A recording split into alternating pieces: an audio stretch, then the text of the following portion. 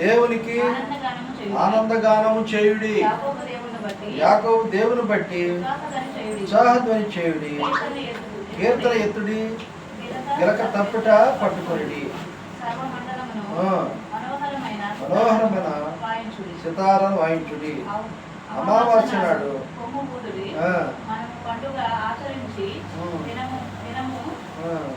పున్నమనాడు కొమ్ము ఊదిడి.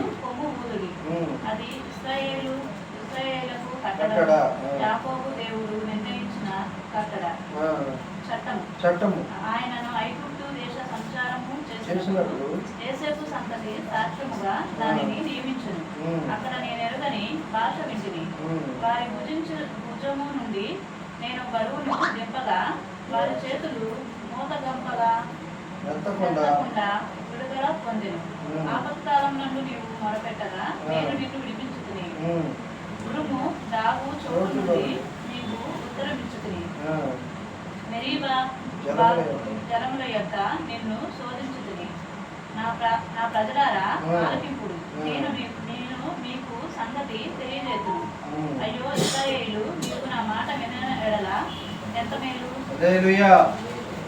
ప్రార్థన చేసుకుందాం. మహాపరిశుద్ధుడా, ప్రేమగల తండ్రి, దయగలిగిన రాజా, ఈ వందనాలు స్తోత్రం ఆయన. మరి ఈరోజు మరి ఈ సమయంలో తండ్రి నీ కుమారుడు నాగరాజు గృహానికి దయాదిగో తండ్రి నీ దాసుని నన్ను అదేవిధంగా వారి తల్లి గారిని మరి ఆ యొక్క గురువాడ ప్రాంతం నుంచి ఇప్పుడు నడిపించారు.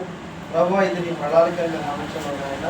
ఈ సమయంలో 10 నిమిషాలు ఆయన మాటల ద్వారా వాక్యం ద్వారా స్తుతించి మహిమపరచాలని ఈ కుటుంబం ఆశించుండగా ప్రభు నా నోట నీ మాటలు ఉంచి నాతో మాతో మా అందరితో మీరే మాట్లాడి అయ్యా అదిగో తండ్రి మేము చెప్తే ఎవరు వినరు, కానీ నాయన నీ పరిశుద్ధాత్మ మాకు తోడుగా ఉంచి అయ్యా నాయన ఈ యొక్క నీ సన్నిధి మాకు అనుగ్రహించి ఈ యొక్క ప్రార్థన పాల్గొన్న ప్రతి ఒక్కరిని మీరు దీవించి ఆశీర్వదించి నీ వాక్యం ద్వారా బలపరిచి స్థిరపరచమని నీ కృప కాపుదల భద్రత నడిపించమని యేసుక్రీస్తు నామములో ప్రార్థన చేస్తున్నాము తండ్రి, ఆమేన్. హల్లెలూయా.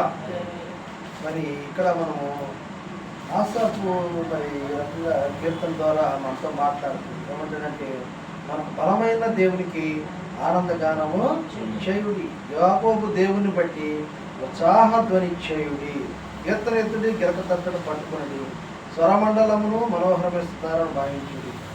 ఎందుకంటే దేవుడు మనందరికీ తెలుసు, దేవుడు ఆదిను మరి ఆయన ఏమీ లేని పరిస్థితి అంటే శూన్యములో నుంచి ఈ సృష్టిని ఆరంభించిన దేవుడు. మరి మనం గమనించినట్లయితే ఆదికాండం 1వ అధ్యాయంలో మనం చూస్తే మరి చాలా ఆశ్చర్యకరమైన విషయాలు ఏమంటాడు ఒకసారి చూద్దాం. ఆదికాండం 1వ అధ్యాయంలో 1వ వచనం. ఆదియందు దేవుడు భూమి ఆకాశమును సృజించాడు. భూమి నిరాకారమును శూన్యముగాను ఉండెను. చీకటి అగాధ జలముపై కమ్ముని దేవుని ఆత్మ జలముపై అల్లాడుచుండెను. దేవుడు వెలుగు కమ్మని పలుగా వెలుగు కలిగను. వెలుగు మంచిదైనట్టు దేవుడు చూచెను. దేవుడు వెలుగుని చీకటిని వేరుపరచెను. హల్లెలూయా. చాలామంది రకరకాలుగా మనుషులు మరి కోతి నుంచి పుట్టారని లేదా అనేక రకాలైన జంతువుల నుంచి మనిషి కాలక్రమేణా మరి ఈ రకంగా ఈ యొక్క ఉన్న స్థితిలోకి వచ్చాడని అనుకుంటూ ఉంటారు. కానీ దేవుడు ఏం చెప్తున్నాడంటే దేవుడు ఆయన స్వహస్తాలతో మనల్నే సృజించాడు. మనంతటా మనము పుట్టల లేదంటే ఈ జంతువులోంచి ఈ యొక్క ఏదో పక్షుల్లో నుంచి వచ్చిన కాదు. ఎందుకంటే మనం యోహాను సువార్త 3వ అధ్యాయం 16వ వచనంలో మనం చూస్తే ఏమంటాడంటే 3వ అధ్యాయం 16వ వచనంలో దేవుడు లోకమును ఎంతో ప్రేమించాడు. దేవుడు లోకమును ప్రేమించాడు, కానీ మనల్ని మాత్రం లోకాన్ని ప్రేమించొద్దు అంటున్నాడు. ఎందుకంటే లోకమును ప్రేమించే వారిలో దేవుని ప్రేమ ఉండదంట. దేవుని ప్రేమ ఆయన ప్రేమ మనయందు ఉంది బట్టి మనము ఈ రోజున ఇక్కడ ఎంతమంది సజీవులుగా మరి ఆయన స్తుతించడానికి ఆయన గురించి మనం చెప్పుకోవడానికి దేవుడు ఈ సమయాన్ని ఇచ్చింది. ఇదంతా కూడా ఆయన కృప. కృప అంటే ఏంటి? కృప అంటే అవకాశం లేని వాడికి, అర్హత లేని వాడిని దేవుడు ఎన్నుకోడు. గొప్పవాళ్ళమనా? ఎంతోమంది మనకన్నా పెద్దవాళ్ళు, డబ్బున్నవాళ్ళు, అందగాళ్ళు, మరి ఇంకా ఎంతో అన్ని రకాలుగా తెలివితేటల జ్ఞానం ఉన్నవాళ్ళు చనిపోయారు. దేవుడు మరి ఇప్పుడు వాళ్ళు మనకి ఉన్నామంటే ఆయన మన ఎందుకు చూపిస్తున్న ఉచిత కృప. మనం చెడ్డవారము మంచివారము అదంతా కూడా ప్రతిదీ కూడా దేవుడు తెలుసు. కానీ ఏంటంటే దేవుడు మన పక్షాన ఒక ప్రణాళిక కలిగి ఉన్నాడు. ఎందుకంటే దేవుడు లోకమును ప్రేమించాడు. కాగా 3:16 యోహాను సువార్త ఇక్కడ చూడండి. సో యోహాను సువార్త 3:16 యోహాను సువార్త 3:16 దేవుడు లోకమును ఎంతో ప్రేమించగా ఆయన తన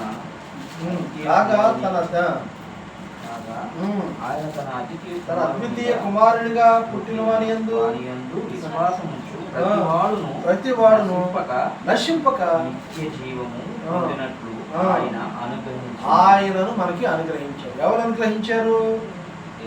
దేవుడు. ఎందుకంటే నన్ను ఎరిగి ఉన్నవారు నా తండ్రిని ఎరిగి ఉన్నవారు, నన్ను ప్రేమించిన వారు నా తండ్రిని కూడా ప్రేమిస్తాడు. కారణం ఏంటంటే దేవుడు ఆదిలో ఉన్న దేవుడు, ఆయన తండ్రి కుమార పరిశుద్ధాత్మ త్రియక దేవుడు. ఆయన కొంతమంది ఏంటంటే రకరకాలు చెప్తుంటారు. ఆయన దాని జోలికి మనం వెళ్ళకూడదు, వివాదాల విషయాల్లోకి మనం వెళ్ళకూడదు. ఎందుకంటే మన విశ్వాసంలో మనం బలహీనం అయిపోతాం. ఏంటంటే యేసు ప్రభు వారు పాపం అంటే ఏమిటి, దేవుడు చెప్పిన పని చేయమా వద్దు, తినదన్న ఫలం అవ్వము తినడం ద్వారా ఈ లోకంలోనికి పాపం వచ్చింది, శాపం వచ్చింది, మరణం వచ్చింది.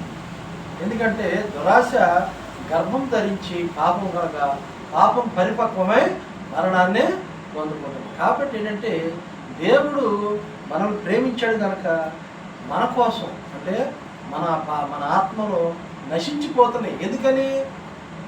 దేవుడు చెప్పిన పని మనం చేయనందువలన, దేవుడిచ్చిన ఆజ్ఞను మనం మేరటం వలన మన మీదకి ఏమొచ్చిందంటే పాపం వచ్చింది, శాపం వచ్చింది, మరణం వచ్చింది. ఈ మరణము ఎటువంటి మరణం అంటే ఇది యుగ యుగాలు కూడా మనం ఆ అగ్నిలో కాలిపోయే ఆ యొక్క మరి బాధ నుంచి, ఆ యొక్క శ్రమల నుంచి మనల్ని విడిపించడానికి యేసు ప్రభు వారు ఈ లోకంలోకి వచ్చాడు.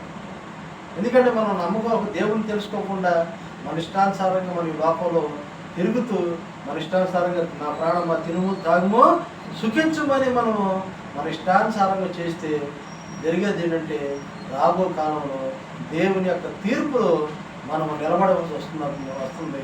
ఆ తీర్పు రోజున దేవుడు ఏం చేస్తాడంటే గోధుమని గురుగుల్ని ఏరినట్టుగా ఎవరైతే ప్రభువుని అంగీకరించి ప్రభు బాప్తిస్మం పొందుకుని ప్రభువుని మార్గాన్ని వెంబడించే వారిని, అంటే అనగా ఆయన వాక్యానుసారంగా జీవించే వారిని ఆయన ఎక్కడ తీసుకెళ్ళి పెడతాడంటే ఆయన తండ్రి సింహాసనం వద్ద మనల్ని పెడతాడు. ఎవరైతే దేవుని మాట వినకుండా చెప్పారుగా, ఆ సమయంలో మనకు మార్క్స్ వార్త 16:15 ఉంటుంది. ఒక మాట చివరిగా చదవండి ఒకసారి.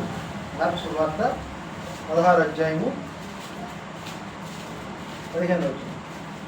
మార్క్స్ వార్త 16:15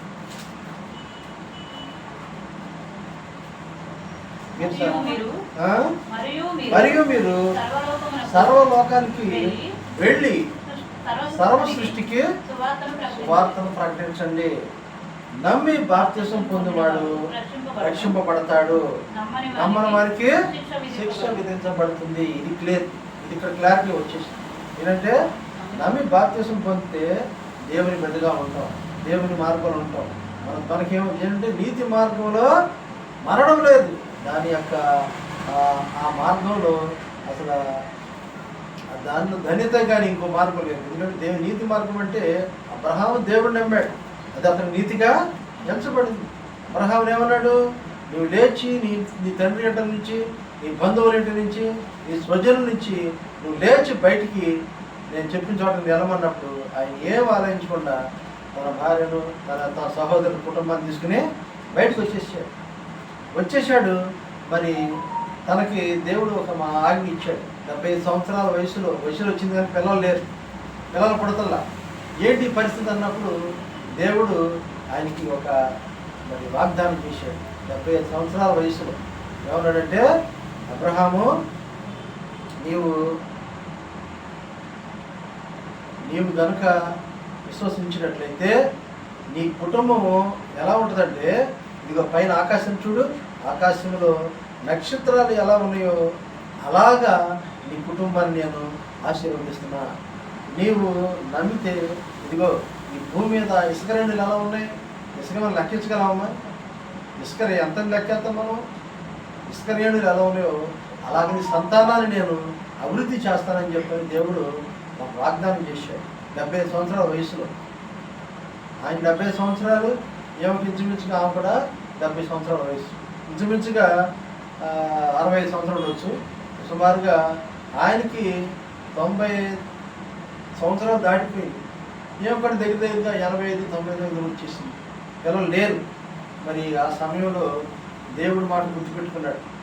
దేవుడు నన్ను ఆశీర్వదిస్తాన్నాడు కదా, నాకు దీవిస్తానన్నాడు కదా, నాకు ముసలాడు అయిపోయి నాకు పిల్లలు పుట్టలేదు, దేవుడు ఎందుకు నన్ను ఇట్లా నాతో అబద్ధం ఆడాడని కానీ దేవుడి విషయంలో ఎక్కడా కూడా ఆయన సంశయించాల.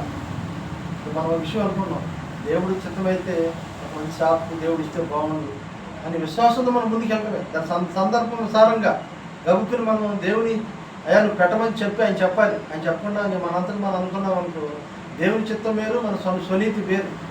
దేవుని చిత్తం స్వనీతి అనేది దేవుని నుంచి వచ్చింది కాదండి, మనిషి ఆలోచన. కానీ దేవుని చిత్తం మనం ప్రార్థించాలి. ప్రభువా నీ సహాయం కావాలయ్యా, నీకు నాయన నీ గొప్ప కావాలి తండ్రి, నన్ను ఆశీర్వదించిన ఆయన అన్నప్పుడు ఏదన్నా పెట్టు అంటాడు. కాబట్టి ఆయన పెట్టుకున్నప్పుడు పెట్టేసామనుకో, అది 30 60 100 మధ్యలో చేస్తాడు. అంత వయసులో ఉన్న దాదాపుగా 90 సంవత్సరాలు అమ్మమ్మకి, ఆదాము మన అబ్రహాం భార్యకి ఎన్ని సంవత్సరాలమ్మా? 90 సంవత్సరాల వయసులో దేవుడు ఆమెకి గర్భఫలం ఇచ్చాడు. గర్భఫలం ఇచ్చినప్పుడు మరి అయ్యా దేవుడు ఏమన్నాడు, అయ్యా ఇసాకుని నాకు బలిగా అర్పించుకున్నాడు. లేక ఇచ్చింది సంతానాన్ని తీసుకొచ్చి నాకు అర్పణగా ఇప్పని చెప్పినప్పుడు అబ్రహాము ఎక్కడ కూడా వెనకాలి. మనం ఏదన్నా దేవుని విషయంలో ఇవ్వాలంటే అంటే వేరే సందర్భం కాదు, కానీ చాలామంది ఆలోచిస్తారు దేవుని పని కానీ. కానీ అబ్రహాము ఉన్నదే ముసలి వయసు అయిపోయింది, 99 సంవత్సరాల వయసు వచ్చేసింది. ఆమె 90 సంవత్సరాలు వచ్చింది. ఆ వయసులో ఇచ్చిన బిడ్డని దేవుడు ఏమంటాడు, నాకు బలిగా ఇచ్చేయమన్నాడు. ఎంత బాధగా ఉంటుంది. కారణం ఆలోచిస్తే గుడి జలమడు చిన్న కొడుకు ఇచ్చావు, ఎవగ ముసలాడు అయిపోయాక ఆయన తీసుకొచ్చి నాకు బలి అర్పించమంటే చాలా బాధపడాలి. కానీ అబ్రహాము బాధపడాలి. ఎందుకంటే దేవుడు ఎందుకని బాధపడాలి చెప్పండి ఎవరైనా? ఒక్క నిమిషం ఆలోచించి ప్రశ్నించి, ఎందుకని అబ్రహాము బాధపడలేదు? అమ్మా దేవుడు చెప్పండి, పర్లేదు వీళ్ళు ఏమన్నా ముందు ఏంటంటే దానిలో ఆ విషయం మనం మీరు ఎంత యాక్టివ్గా ఉన్నారని దానికోసం నేను అడుగుతున్నాను. ఎందుకంటే ఆయన అలాగా అనుమానం పడలేదంటే దేవుడు ఒక వాగ్దానం చేశాడు. ఏమన్నాడు, నీ సంతానాన్ని ఇసుక రేణువుల విస్తరింపజేస్తా, నీ సంతానాన్ని ఆకాశ నక్షత్రాలని నువ్వు లెక్క పెట్టగలిగితే ఆ మాదిరిగా నీ సంతానాన్ని నేను విస్తరింపచేసి ఆశీర్వదిస్తానన్న దేవుడు ఇవాళ బలి ఇమ్మన్న దేవుడు ఆయన తీసుకునే దేవుడు కాదు అనేది లోపల దాన్ని బయటికి ఎక్స్పోజ్ చేయాల.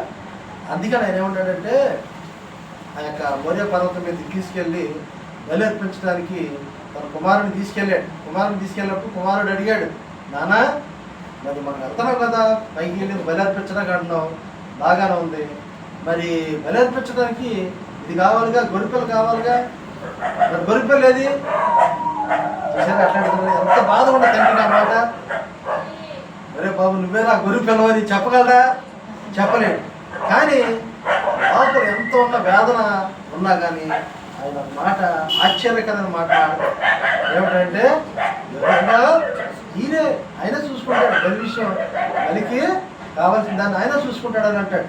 ఈయనకి అర్థం కాదు, చిన్నపిల్లడు కదా, దేవుడు చూసుకుంటాడు అంటాడు. ఏమైనా పదా అని చెప్పని తండ్రితో వెళ్ళాడు తీసుకెళ్ళి 2 చేతులు కట్టేశాడు, ఎప్పటికో పెట్టాడు, 2 చేతులు కట్టేసి కత్తి పైకెత్తాడు. కత్తి పెట్టేసాడు. అబ్రహామా ఆగన్నాడు. ప్రభు అని వద్దు, నీ కత్తి కొడుకు మీద కింద తీర్చు, పిల్లని ఏం చేయొద్దని చెప్పని దేవుడు అప్పుడు అది పక్కన గొర్రెపిల్ల ఉంది, దాన్ని తీసుకొచ్చి నాకు బలి అర్పణ చేయమని నా కొడుకుని మరి రిలీజ్ చేస్తాడు.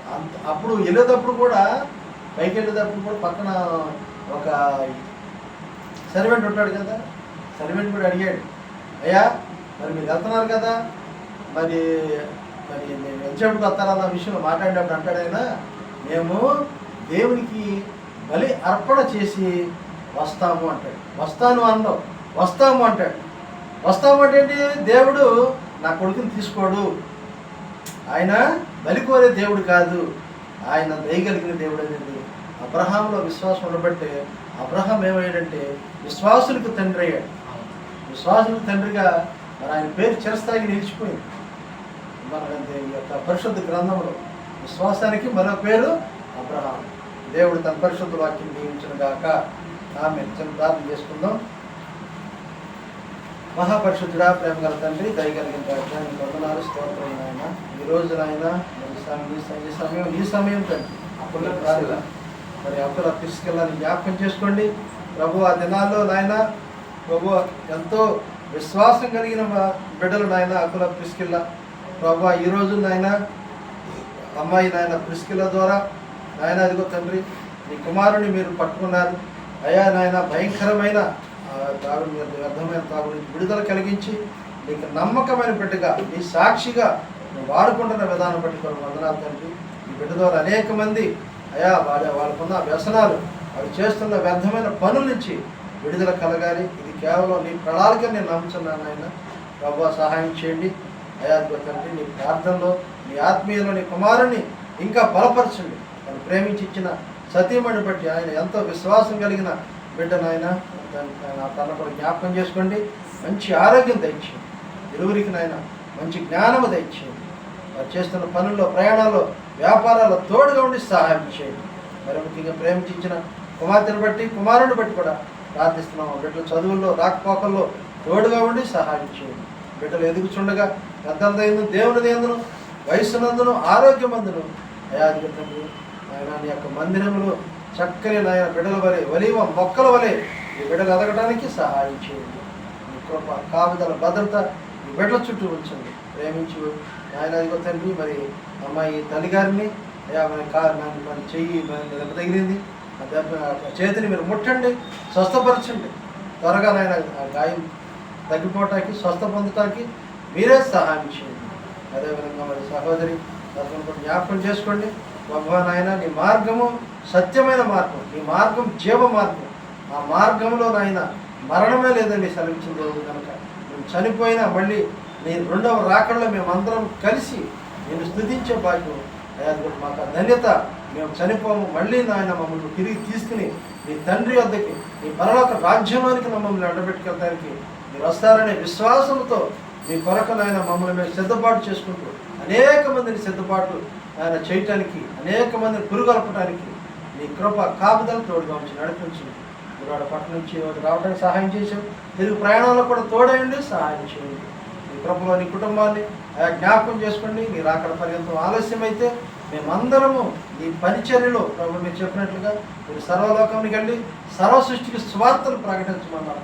అయా మా భారం అయా స్వార్థ ప్రకటించకపోతే మాకు శ్రమని అపోస్తలుడైన పౌలు ద్వారా మీరు మాట్లాడినారు తండ్రి.